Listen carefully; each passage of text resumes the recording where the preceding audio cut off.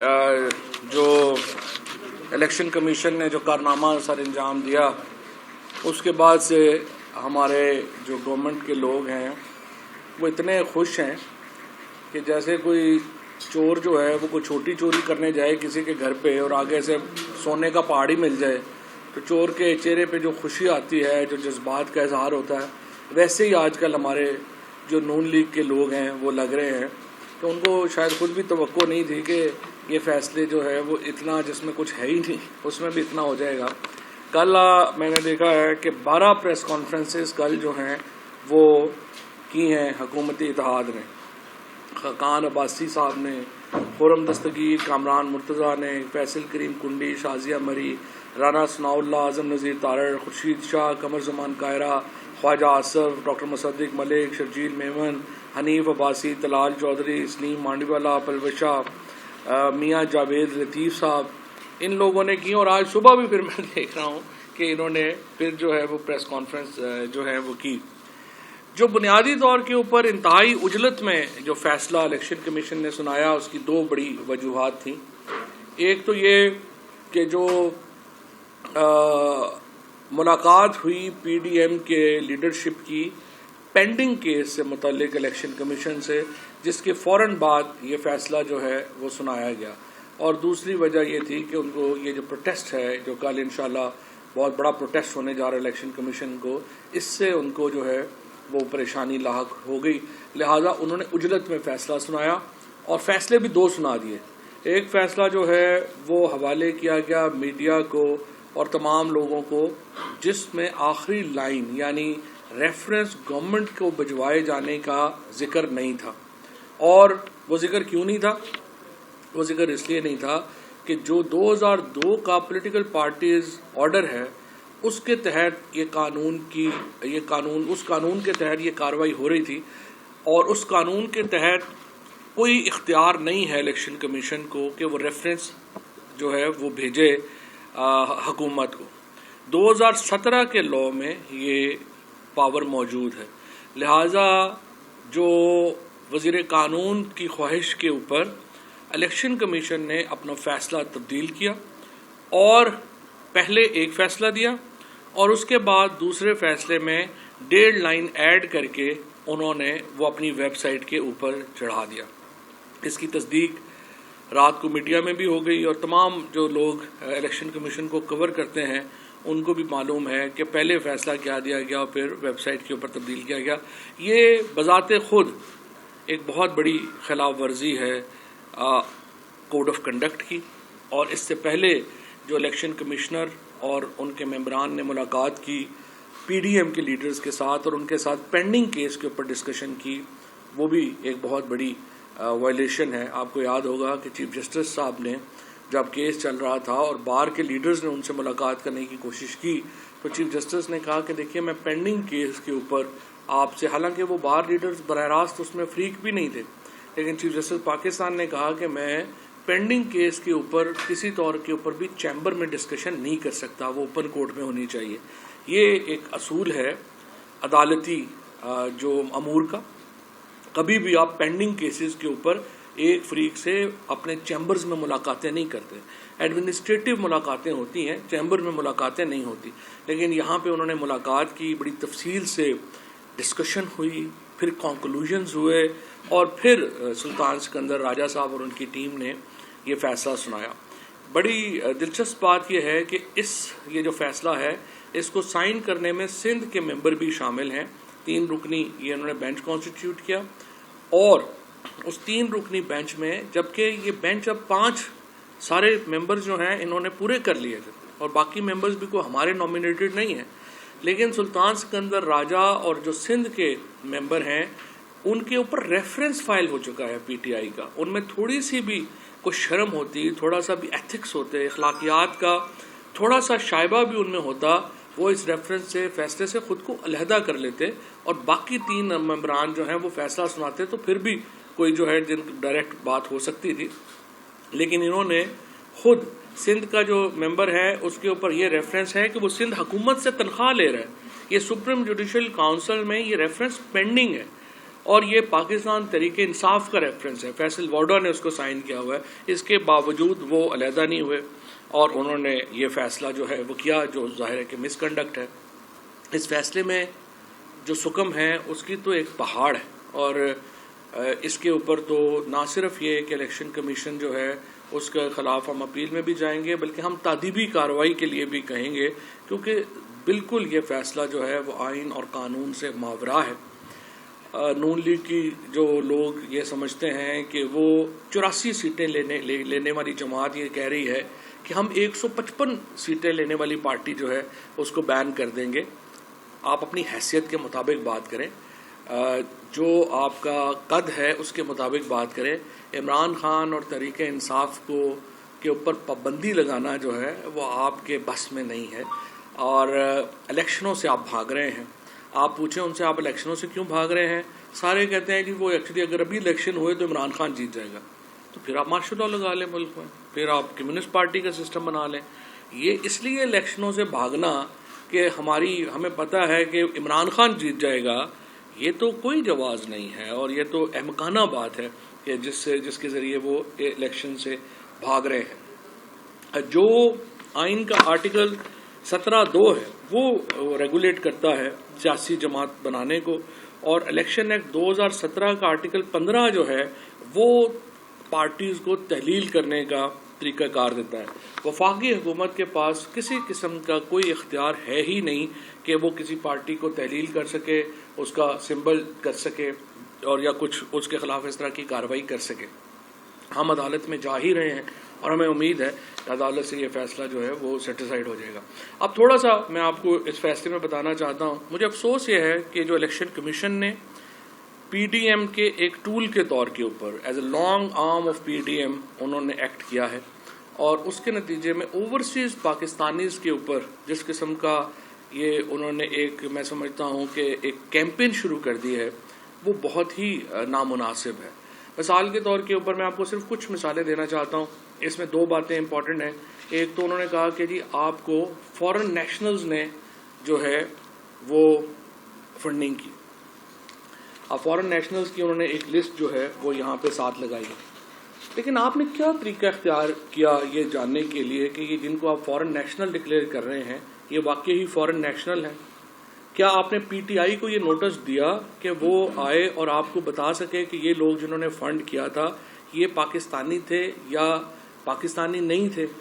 آپ نے ایسا کوئی پروسیس اختیار نہیں کیا، جس کے نتیجے میں آپ نے بہت سارے اوورسیز پاکستانیز کو جو ہے وہ ڈکلیئر کر دیا کہ وہ پاکستانی نہیں ہیں۔ مثال کے طور کے اوپر اگر آپ دیکھیں تو سیریز نمبر 19 کے اوپر جو ایک نام ہے وہ ہے بینش فریدی کا۔ بینش فریدی جو ہیں وہ یو کے کی سٹیزن ہیں، پاکستانی ہیں۔ انہوں نے ایک پورا جو ہے وہ کل اپنی ایک ویڈیو ریکارڈ کرائی، اس ویڈیو میں انہوں نے کیا کہا میں آپ کو دکھاتا ہوں۔ السلام علیکم۔ آج پروہیبٹڈ فنڈنگ کیس کا فیصلہ آیا ہے، تو میں نے سوشل میڈیا پہ ایک لسٹ دیکھی جس میں فورن نیشنل ڈونرز کی لسٹ میں میرا نام بھی انہوں نے شامل کیا ہوا ہے، جس میں مجھے بڑی حیرت ہوئی، اور میرے نام کے آگے انہوں نے لکھا ہوا ہے ناٹ پاکستانی۔ میں الیکشن کمیشن اور سارے پاکستان کو یہ بتانا چاہتی ہوں کہ الحمدللہ میں پاکستانی ہوں، پاکستان میں پیدا ہوئی ہوں، 20-22 سال سے یو کے میں مقیم ہوں، پی ٹی آئی کی سپورٹر 1996 سے ہوں۔ یہ پیسے میں نے جسٹ بفور 2013 کے الیکشن سے ایک ہفتہ پہلے پی ٹی آئی کے آن لائن آفیشیل اکاؤنٹ میں یہ پیسے میں نے اپنی حق حلال کی کمائی اور ٹیکس دیے ہوئی کمائی سے یہ پیسے میں نے پی ٹی آئی کو دیے تھے، P T I Imran Khan کو بھیجے تھے۔ یہ کوئی فورن فنڈنگ نہیں تھی، پروہیبٹڈ فنڈنگ نہیں تھی، کوئی غلط اکاؤنٹس کے ذریعے سے نہیں گئی تھی، ڈائریکٹ میں ان کے اکاؤنٹ میں ڈالی تھی۔ میری ای سی پی سے گزارش ہے کہ غیر ملک ہمیں محب وطن پاکستانیوں کو غیر ملکی ثابت کرنے کی کوشش اور ان کا سلسلہ بند کیا جائے۔ ہم الحمدللہ پاکستانی ہیں، محب وطن پاکستانی ہیں، پاکستان کا درد رکھتے ہیں، پاکستان سے محبت کرتے ہیں، ورنہ اگر ہمیں اسی طرح یہ سلسلہ جاری رکھا تو ہم ای سی پی کے خلاف قانونی چارہ جوئی کا حق بھی رکھتے ہیں۔ بہت شکریہ۔ باقی میں آپ کو آگے کچھ اور بھی بتا دیتا ہوں۔ سیریز نمبر 12 کے اوپر جو ڈاکٹر مظہر رشی جو ہیں ان کو نان پاکستانی ڈکلیئر کیا گیا. ڈاکٹر مظہر رشی جو ہیں وہ کراچی میں پیدا ہوئے, ڈاؤ یونیورسٹی کے گریجویٹ ہیں, بعد میں وہ ڈینور چلے گئے, وہاں پہ انہوں نے پریکٹس کی. ان کی بیگم جو ہیں ان کا نام سمیہ رشی ہے. دونوں جو ہیں وہ پاکستانی سٹیزنز تھے. دونوں جو ہیں ان کا انتقال ہو گیا, اور دونوں لیکن ساری عمر جو ہیں وہ پاکستان کے لیے ان کا دل دھڑکتا رہا. انہوں نے ڈینور میں ہر جگہ کے اوپر نان پاکستانی تھے دونوں, اور دونوں کی بہت کنٹریبیوشنز ہیں پاکستان کے لیے. ان دونوں کو سیریز نمبر 11 اور 12 کے اوپر نان پاکستانی ڈکلیئر کیا ہے الیکشن کمیشن آف پاکستان نے. اسی طریقے سے خادم نبی نے جو ہیں ان کو نیکسٹ پوائنٹ, ان کو پروبسٹ انٹرنیشنل, یہ ایک کمپنی جو ہے اس کو غیر ملکی کمپنی ڈکلیئر جو ہے وہ کیا گیا ہے. اس کو جو آصف خان, پہلے آصف خان کا کر دیتا ہوں. ان کو لسٹ نمبر 11 کے اوپر ہیں یہ کمپنیز کے اوپر پروبسٹ انٹرنیشنل. یہ سنگل مین کمپنی ہے. پہلے تو میں آپ کو بتا دوں کہ جو تمام کمپنیز جن کا اوپر کہا گیا ہے کہ یہ فورن کمپنیز ہیں, یہ سنگل اونر کمپنیز ہیں. ان میں کوئی شیئر ہولڈرز نہیں ہیں, کچھ نہیں ہے, یہ سنگل اونر کمپنیز ہیں. اور یہاں پہ یہ پروبسٹ انٹرنیشنل ہے, آصف خان اس کے مالک ہیں. انہوں نے اپنی جو ہے وہ ٹویٹ بھی کیا ہے, انہوں نے اپنا کیس بھی جو ہے وہ یہاں پہ بھیجا ہے. What a ridiculous judgment and investigation by Election Commission of Pakistan. I donated $100 from my company's PayPal account back in 2013 and I see my old company's name Probist International in the list. Asif Khan یہ پاکستانی ہیں اور انہوں نے $100 جو ہے اس company نے funding کی ہے. سنگل مین کمپنی ہے, پے پیل اکاؤنٹ کے ذریعے ان کو بھی ایک فارن کمپنی ڈکلیئر جو ہے وہ کر دیا گیا. اسی طریقے سے خادم نبی ہیں, ان کا جو نام ہے وہ لسٹ میں ہے 13 نمبر کے اوپر. یہ کہتے ہیں الیکشن کمیشن نے میری طرف سے پے پال کے ذریعے ادا کی گئی رقم کو ممنوع قرار دیا ہے. 2013 میں میری کمپنی کا نام نیکسٹ پوائنٹ کمپیوٹر تھا, اور یہ انہوں نے ساتھ اسکرین شاٹ بھی کیا. یہ بھی پاکستانی ہے اور انہوں نے بھی $100 جو ہے وہ عطیہ جو ہے وہ کیا ہے. اسی طریقے سے یہ باقی جو کمپنیز ہیں ان کے جو لوگ ہیں انہوں نے بھی یہ سارا دے دیا ہے. اسی طرح سے ایک بیری شنپس ایک کمپنی ہے, بیری شنپس کمپنی کے جو مالک ہیں اس کا نام محمد آصف ہے, وہ مریدکے کے ہیں, انہوں نے $500 جو ہے وہ دیا ہے. یہ تمام جو لوگ جن کے بارے میں کہا گیا کہ یہ فارنرز ہیں اور جن کے بارے میں کہا گیا کہ یہ دراصل یہ تو بڑی زیادتی ہے کہ یہ پاکستانی نہیں تھے اور انہوں نے جو ہے وہ پیسے دے دیے. اسی طریقے سے جو ایک اور نام جو ہے جو ریٹا سیٹھی جو ہیں وہ انڈین نہیں ہیں, وہ امریکن ہیں, اور ان کے جو ہسبینڈ ہیں ان کا نام ناصر حسین ہے. انہوں نے اپنے جو جوائنٹ اکاؤنٹ تھا میاں بیوی کا اس میں سے پیسے ادا کیے. ان کو بھی جو ہے وہ کہا گیا ہے کہ یہ پروہیبٹڈ فنڈنگ جو ہے وہ اس میں شامل ہے. پہلی بات تو یہ ہے کہ میں یہ سمجھتا ہوں کہ الیکشن کمیشن کا جو تمام جس کے اوپر ریلائنس ہے وہ ایک انتہائی کمزور انویسٹیگیشن انہوں نے کی نہیں ہے. سنی سنائی باتوں کے اوپر انہوں نے کام کیا. اس کے لیے کوئی بڑی بات نہیں تھی, انہیں صرف ہمیں نوٹس دینا تھا.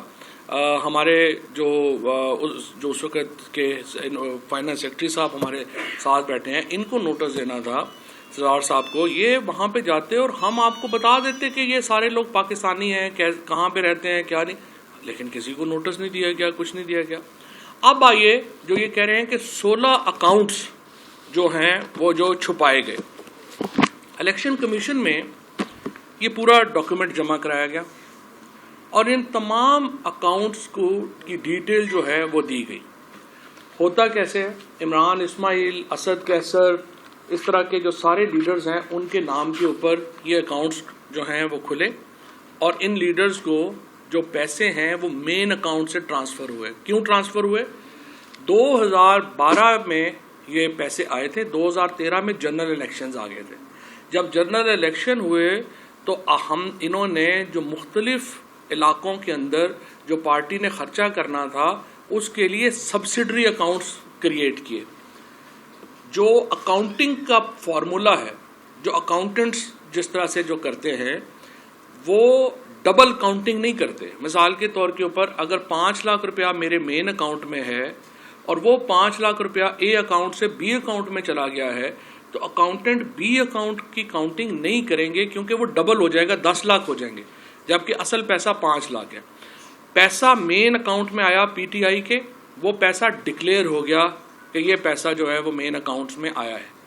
اب اس اکاؤنٹ سے جو سبسڈری اکاؤنٹس بنے ہیں ان میں جو پیسہ چلا گیا ہے وہ اکاؤنٹنٹ اس لیے اس کو شمار نہیں کرے گا کہ اگر 1 ارب روپیہ آیا ہے اور وہی 1 ارب روپیہ دوسرے اکاؤنٹ میں جائے گا وہ تو 2 ارب بن جائے گا.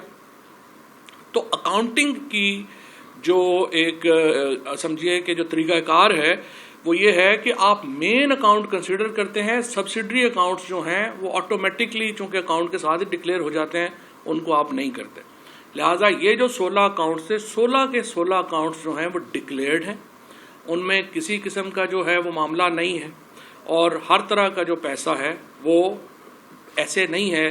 جو پیسے جاتے ہیں جنہوں نے منی لانڈرنگ کرنی ہوتی ہے وہ پیسے اکاؤنٹوں میں نہیں لے کے جاتے، وہ ایسے لے کے جاتے ہیں جیسے نواز شریف صاحب نے اسامہ بن لادن سے پیسے لیے تھے. وہ ایسے پیسے لیتے ہیں جیسے امریکہ سے زرداری صاحب جو ہیں انہوں نے پیسے لیے تھے، وہ بیگوں میں جاتے ہیں. پھر آپ کو ایان علی چاہیے ہوتی ہے لانڈرنگ کرنے کے لیے. آپ کو یہ نہیں ہے کہ آپ دیکھیں کہ جس لانڈرنگ کے نتیجے میں، جس کو یہ لانڈرنگ کہہ رہے ہیں، شوکت خانم بن جائے، نمل بن جائے، وہ لانڈرنگ تو بڑی پاکستان کے لیے بری ہے، اور جس لانڈرنگ کے نتیجے میں ایون فیلڈ بن جائے وہ صحیح ہے. یہ تو ان لوگوں کا حال ہے. لہٰذا جو اکاؤنٹس تھے وہ سارے کے سارے ڈکلیئرڈ تھے، ان کے اندر جو پیسہ ریکنسیلیشن ہوئی وہ پورے کی پوری الیکشن کمیشن کے پاس تھی، اور الیکشن کمیشن نے یہ ریٹن ریکنسیلیشن اور آرگومنٹ دونوں اپنے فیصلے میں جو ریٹن دیے گئے تھے وہ بالکل مائنس ہی کر دیے، انہوں نے شامل کرنے کی ضرورت ہی محسوس نہیں کی. اس سے آپ اندازہ لگا سکتے ہیں کہ الیکشن کمیشن کی اخلاقی حالت اس وقت جو ہے وہ کیا ہے، اور انہوں نے ایک ایسا فیصلہ لیا جس کے اوپر سب کے سر جو ہے وہ شرم سے جھک گئے. اب آئیے عارف نقوی کی طرف. پہلی بات تو یہ ہے کہ میرا یہ خیال ہے کہ جو پی ٹی آئی کا اصل فیلئر ہے وہ یہ ہے کہ 2011-12 میں یہ ٹائم مشین انوینٹ نہیں کر سکے. اگر 2011-12 میں یہ ٹائم مشین انوینٹ ہو رہی ہوتی اور ہمیں بیٹھ کے اس میں 2017-18 کا پتہ چل جاتا کہ عارف نقوی نے ایک کیس میں جو ہے وہ انوالو ہو جانا ہے، تو شاید ہم 2011-12 میں ان کے پیسے نہ لیتے. لیکن ایشو یہ ہے کہ 2011-12 میں ایسا کوئی ایشو نہیں تھا. الیکشن کمیشن آف پاکستان تو امریکی عدالتوں سے بھی زیادہ تیز اور ویژنری اور تیز ترار ثابت ہوا ہے. جو ابھی تک عارف نقوی کے اوپر امریکہ میں، لندن میں کہیں پہ کوئی چارج فریم نہیں ہوا. ہمارے الیکشن کمیشن نے اس کو ڈکلیئر کر دیا ہے کہ وہ اس کا جو ہے وہ فراڈ ہے.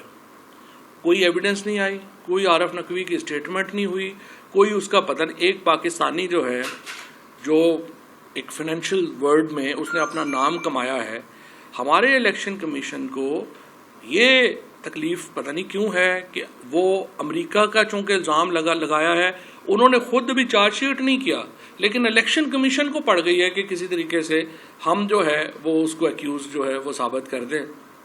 بہرحال اسی سٹوری میں یہ بھی ہے کہ عارف نقوی نے $20 ملین جو ہیں وہ شریف فیملی کو آفر کیے تھے.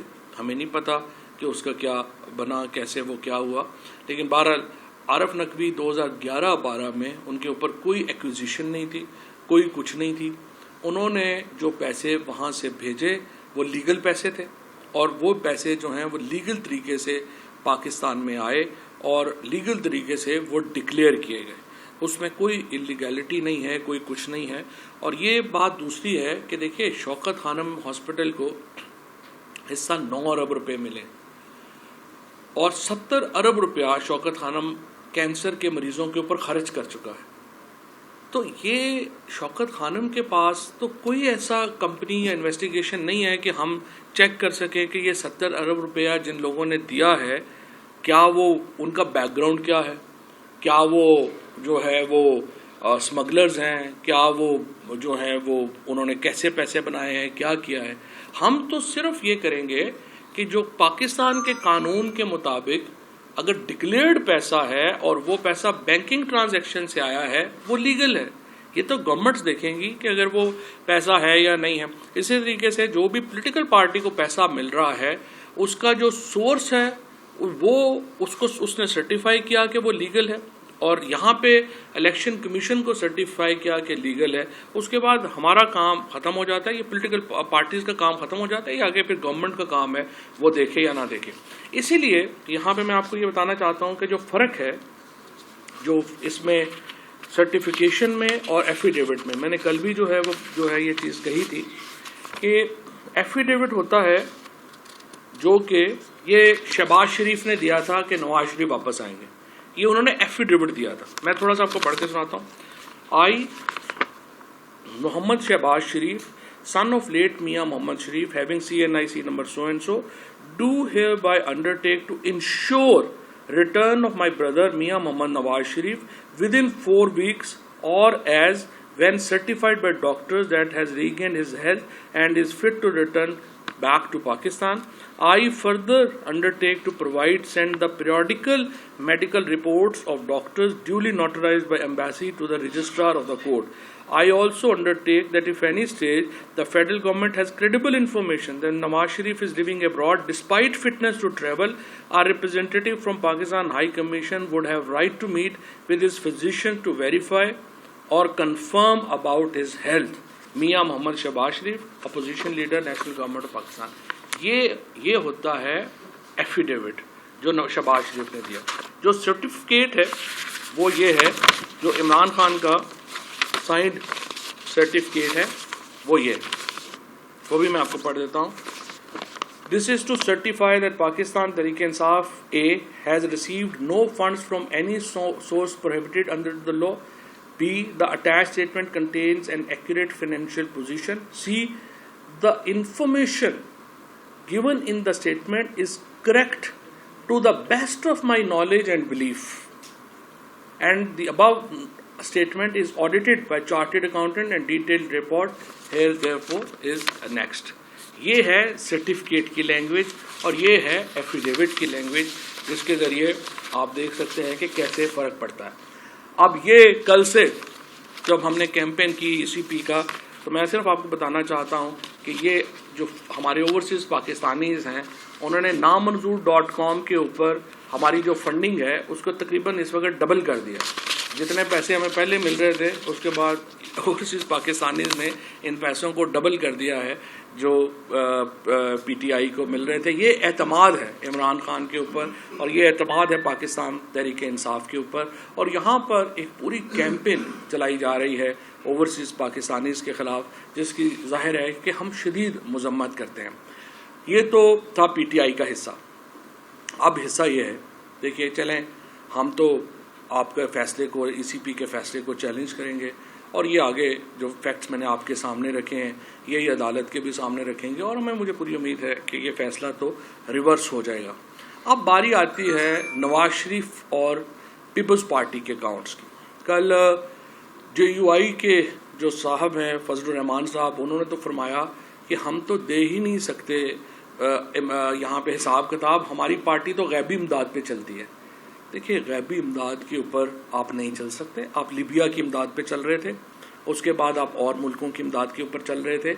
یہ جو فورن فنڈنگ ہے جس کی ڈیفینیشن یہ ہے کہ آپ غیر ملکی حکومت سے پیسے لے رہے ہوں, اس کے اوپر ٹو بی فیئر ود اگر کوئی پارٹی پاکستان میں بین ہوتی ہے تو وہ جمعیت علماء اسلام ہے, کیونکہ یہ بیرون ملک حکومت سے پیسے لے کے پارٹی چلا رہے تھے. پیپلز پارٹی اور پی ایم ایل این کے آڈیٹڈ اکاؤنٹس جو ہیں وہ الیکشن کمیشن کی اسی سکروٹنی کمیٹی میں وہ بھی 2018 سے پینڈنگ ہے. اب وقت ہے کہ اس کا فیصلہ کیا جائے. اور پھر جو ایکوزیشنز ہیں, دو بہت امپورٹنٹ ایکوزیشنز ہیں. ایک بے نظیر بھٹو شہید نے لگائی, اس کو پھر بلاول بھٹو نے ری ایٹریٹ کیا. تو پہلے ہم ذرا سنتے ہیں جو بے نظیر بھٹو شہید نے کیا کہا تھا نواز شریف کی فنڈنگ کے اوپر.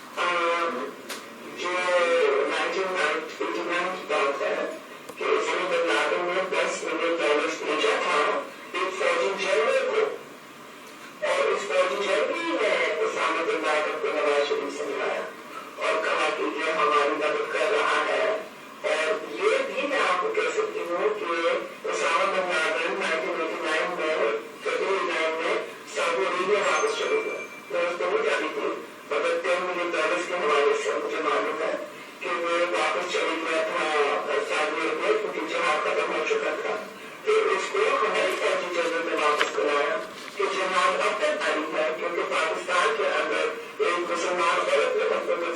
है, और जब तक मुसलमान औरतें हुकूमत होगी तब तक पाकिस्तान के अंदर इसका खतरा नहीं होगा।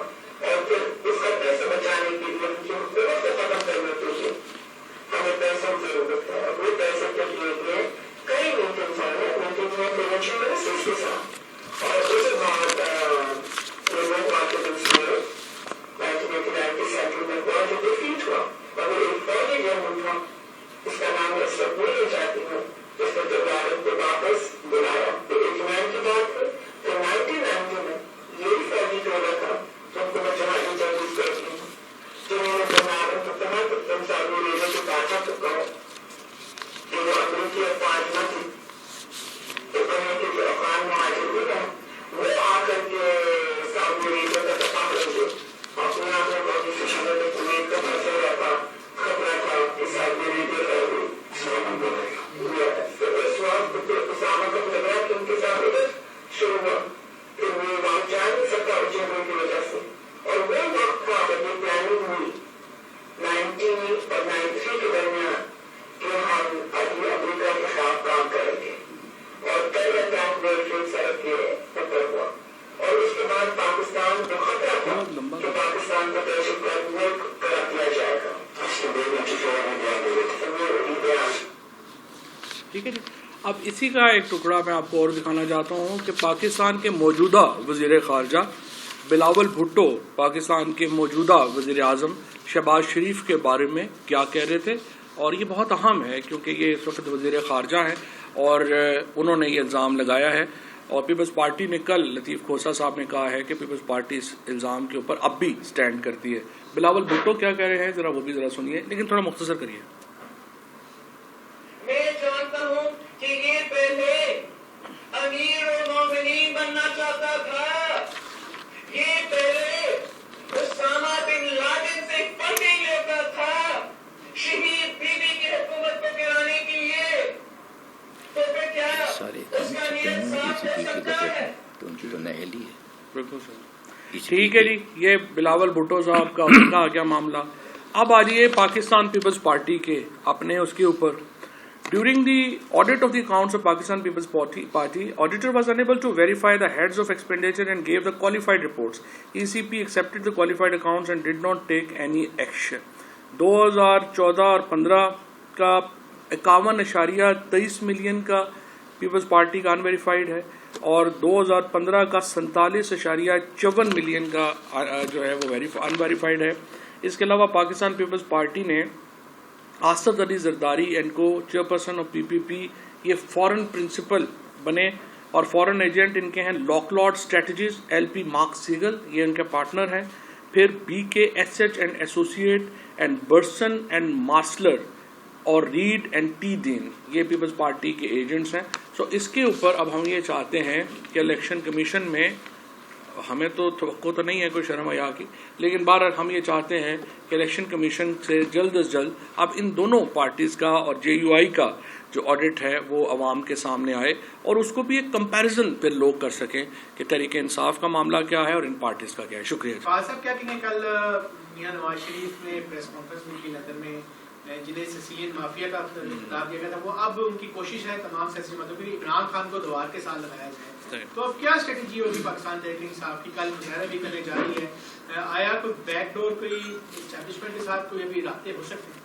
पहली बात तो यह है कि इमरान खान को इतनी बड़ी सपोर्ट अवाम की हासिल है कि कोई माई का बाप इमरान खान को जो है वो दीवार से लगा नहीं सकता।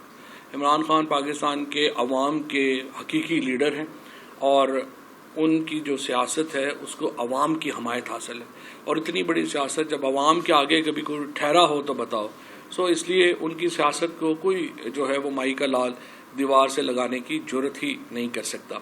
जहाँ तक नवाज शरीफ की बात है तो सबसे अहम बात तो यह है कि जब नवाज शरीफ ये कहते हैं कि भाई ये जो मुझे मेरे बेटे के अकाउंट पे तनख्वाह ना लेने के ऊपर डिस्क्वालीफाई किया गया, और उनके मैं देख रहा हूँ 2-3 और लीडरों ने भी यही बात कही, तो इसका मतलब ये है कि इनमें बिल्कुल ही शर्म हया जो है वो नहीं है। वो कह रहे हैं कि मेरे बेटे के अकाउंट से जो है वो तनख्वाह ना लेने के ऊपर मुझे डिस्क्वालीफाई किया गया। आपने दुबई में ایک نیٹ ورک کریٹ کیا تھا کمپنیوں کا جس میں منی لانڈرنگ ہوتی ہے، جس میں آپ کے بیٹے ملوث تھے. مریم نواز کو جو 80 کروڑ روپیہ دبئی کی کمپنی نے بھیجا، آپ کے ساتھ جو ڈیوٹی کرنے والا کانسٹیبل تھا اس کے اکاؤنٹ میں 13 کروڑ روپیہ آیا، آپ کے جو ملازمین تھے ان کے اکاؤنٹ میں کروڑوں روپیہ آئے. یہ کہاں سے آ رہے تھے؟ یہ آپ کے بیٹے کی اس کمپنی سے آ رہے تھے جس میں نواز شریف خود ملازم تھے. پاکستان کا وزیر اعظم دبئی کی ایک کمپنی میں ملازم تھا، وہ کمپنی پاکستان میں کروڑوں روپے بھیج رہی تھی. کیا ذریعہ معاش تھا؟ کمیشن کے پیسے یہاں سے لانڈر ہوتے تھے، کمیشن کے پیسے باہر جاتے تھے. اب تو بچے کو پتا چل گیا نا کہ انہوں نے پیسے کیسے ٹھکانے لگائے. کمیشن کے پیسے یہاں پہ ملتے تھے، یہاں پہ ڈفرینٹ اکاؤنٹس میں جاتے تھے، یہاں سے لانڈر ہو کے باہر جاتے تھے، باہر سے یہ پیسے واپس ان کے اکاؤنٹس میں آ جاتے تھے.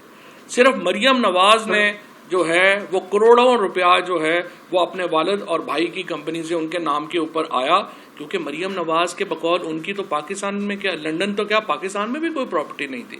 نواز شریف کے نام کے اوپر اربوں روپے جو ہیں وہ لین دین ہوئے. اور یہ میں آپ کو بتا رہا ہوں وہ پیسہ جو پیناما کی وجہ سے ہمارے سامنے آ گیا، یہ وہ پیسہ ہے شریف فیملی کا جس کا ہمیں پتہ چل گیا. ادروائز جو ان کے پاس اربوں روپیہ جو باہر پڑا ہوا ہے ہمیں تو اس کا پتہ ہی نہیں ہے. جو ان کے پیسے جرمنی میں کہا جا رہا ہے، جو ان کے پیسے اس وقت جو ہے وہ ٹرکی میں بہت بڑی انویسٹمنٹس کہا جا رہا ہے شریف فیملی کی، ان کا تو ہمیں نہیں پتا. یہ تو صرف وہ پیسہ ہے جس کا ہمیں پتہ چل گیا. اور مجھے امید ہے کہ انشاءاللہ کوئی وقت آئے گا کہ پیناما جیسا کوئی اور جو کوئی شیر کا بچہ نکلے گا اور وہ باقی پراپرٹیز کا بھی ہمیں پتہ چل جائے گا. ہمیں ٹرکی میں ہونے والی منی لانڈرنگ کا پتہ چل جائے گا، ہمیں قطر میں ہونے والی منی لانڈرنگ کا پتہ چل جائے گا جس کا ہمیں ابھی نہیں پتہ، ہمیں اندازہ بھی نہیں ہے. دا کائنڈ آف منی جو شریف فیملی نے اور زرداری فیملی نے بنائی ہے وہ تو پاکستان کے لوگ تو تصور بھی نہیں کر سکتے. آج اگر پاکستان غریب ہے، آج اگر پاکستان کے لوگوں کے پاس جو ہے وہ مشکلات ہیں، ہمارے بجلی کے بل زیادہ ہیں، ہمارے تیل کے بل زیادہ ہیں، تو کیوں ہیں؟ کیونکہ ان دونوں فیملیز نے پاکستان سے اتنی بڑی لوٹ مار کی، اتنا پیسہ پاکستان سے باہر لے کے چلے گئے کہ یہاں پہ تو انہوں نے کچھ چھوڑنا ہی نہیں تھا. یہ تو اللہ تعالیٰ نے مہربانی کی کہ عمران خان جیسا آدمی جو ہے وہ سیاست میں کھڑا ہو گیا اور پاکستان میں کچھ بریکیں لگ گئیں اور جس کی وجہ سے پاکستان میں کچھ حالات جو ہیں وہ بچ گئے. ادروائز تو انہوں نے پاکستان کو بالکل کوئی افریقہ کا تیسری درجے سے بھی نیچے لے جانا تھا. صاحب یہ بتائیں کہ نیب ترمیمی بل ایک بار پھر آج اسمبلی سے منظور ہوا ہے، کثرت رائے سے منظوری دے دی ہے. نیب 500 ملین سے کم کی کرپشن کیسز کی تحقیقات نہیں کر سکے گا. یہ سارا جو کرپشن کیسز کو بچانے کے لیے اتنا کچھ ہو رہا ہے، اس کے اوپر کیا ہے؟ کرپشن کیسز ہی تو مین فوکس ہے، کرپشن کیسز کے لیے ہی تو سب کچھ ہوا. یہ سارا اب جو اس نے کہا آپ کے سامنے خرم دستگیر نے، اس کے آپ کے بعد آپ نے کہا جاوید لطیف نے، انہوں نے کیا کہا؟ انہوں نے کہا کہ جی ہمیں یہ بتایا گیا تھا کہ یہ 100 ججز لگا دیں گے، جج آپ کے کیسز جو ہیں وہ روز سنیں گے، آپ تو بچ ہی نہیں سکتے. تو یہ سارا جو عمران خان کو نکالا کیوں گیا ہے؟ اس کا بنیادی مقصد ہی صرف کرپشن کیسز جو ہیں ان کو بچانا تھا، اس کے لیے کیا گیا. سر یہ بڑا سرپرائزنگ ہے کہ 8 سال میں یہ کیس چلتا رہا الیکشن کمیشن میں اور آپ کہتے ہیں کہ ایک نوٹس بھی نہیں آپ کو دیا گیا سیکٹری کو. تو کیا آپ نے خود سے بھی کوشش نہیں کی کہ جو جس طرف معاملہ جا رہے تھے تو یہ ریکارڈ آپ خود ہی وہاں پیش کر دیتے؟ ہمارے پاس تو ریکارڈ ہے نا، لیکن نوٹس کے بغیر آپ کیسے پیش کریں گے؟ آپ کو کہیں گے آپ ریکارڈ کریں گے تب آپ پیش جو ہے وہ کریں گے نا. اور ہم نے اسی لیے میڈیا کے سامنے کر دیا. ہم نے دیکھی کہ حکومت فوری طور پہ اربن درآمد کر رہی ہے اور نام ای سی ایل میں ڈال رہی ہے. اگر نام آتا ہے ای سی ایل میں تو آپ کیا کر رہے تھے؟ حکومت بھی جائے گی اور ای سی ایل بھی جائے گی. حکومت تو انشاءاللہ ہم نے بھیجنے کی تیاری مکمل کر لی ہے. آخری صرف ہمارے ٹچ ہیں، ایک ڈیٹ ہم فیصلہ کر رہے ہیں کہ کس دن ہم حکومت کو یہ کہیں گے کہ آپ ووٹ آف کانفیڈنس لیں اور انشاءاللہ جلدی آپ دیکھیں گے کہ یہ حکومت اپنے گھٹنوں پہ ہوگی. صاحب یہ بتا دیں کہ کل آپ لوگ الیکشن کمیشن کے باہر احتجاج کرنے جا رہے ہیں. جب کل جو فیصلہ ہے اس کے بعد ایک بیان جاری ہوا ہے کہ چیف الیکشن کمشنر کی جانب سے کہ میری جان کو خطرہ ہے اور اگر کچھ ہوتا ہے تو اس کی ذمہ دار پاکستان تحریک انصاف ہوگی. چیف الیکشن کمشنر صاحب کو اپنی عزت کا خطرہ نہیں ہے تو جان کا خطرہ تو ہونا ہی نہیں چاہیے. ہم لوگ کون سا ٹیررسٹ ہیں؟ اگر ان کو عزت بےزتی کی پرواہ نہیں ہے تو وہ فکر نہ کریں، باقی ان کو کوئی خطرہ نہیں ہے. یہ بتائیے گا کل جیسے 12 پریس کانفرنس ہوئی، 2-3 ہو چکی، شام تک مزید ہوں گی.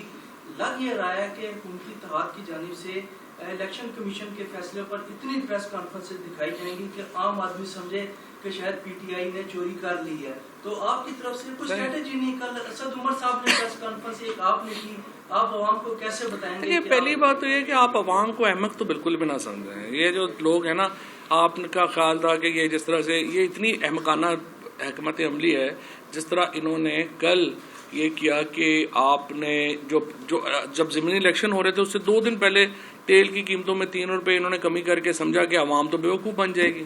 دیکھیں کبھی بھی آپ عام آدمی کو احمق نہ سمجھیں.